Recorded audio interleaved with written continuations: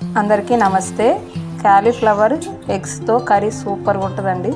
ఎలా చేసుకుందో చూద్దాం. ఒక కాలీఫ్లవర్ని విడదీసి వేడి నీళ్ళలో వేసి 5 నిమిషాలు ఉడికించుకొని ఒక గిన్నెలోకి తీసుకొని వడబెట్టండి. కాలీఫ్లవర్లో కొన్నిట్లో పురుగులు ఉంటాయండి, అన్నిట్లో ఉండవు. మనం విడదీసేటప్పుడే జాగ్రత్తగా చూసుకొని తీసుకోవాలి.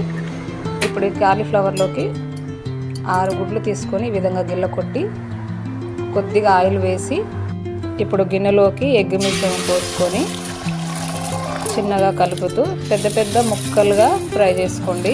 ఎందుకంటే పెద్ద ముక్కలుగా ఉంటే కూర తినేటప్పుడు మనకు నోరుకి రుచిగా ఉంటుంది.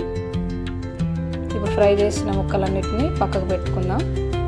గిన్నెలోకి ఆయిల్ పోసుకొని ఒక ఉల్లిగడ్డ ఎర్రగా వేయించుకొని ఒక పట్టకు మెంతుకూర వేసినాను, 2 మిర్చి వేసుకొని కొద్దిగా కరివేపాకు వేసి ఫ్రై చేసుకున్న తర్వాత కాలీఫ్లవర్ని వేసుకొని 2 టమాటాలు, 1 టీ స్పూన్ అల్లం వెల్లిపాయ, 1/2 టీ స్పూన్ పసుపు వేసి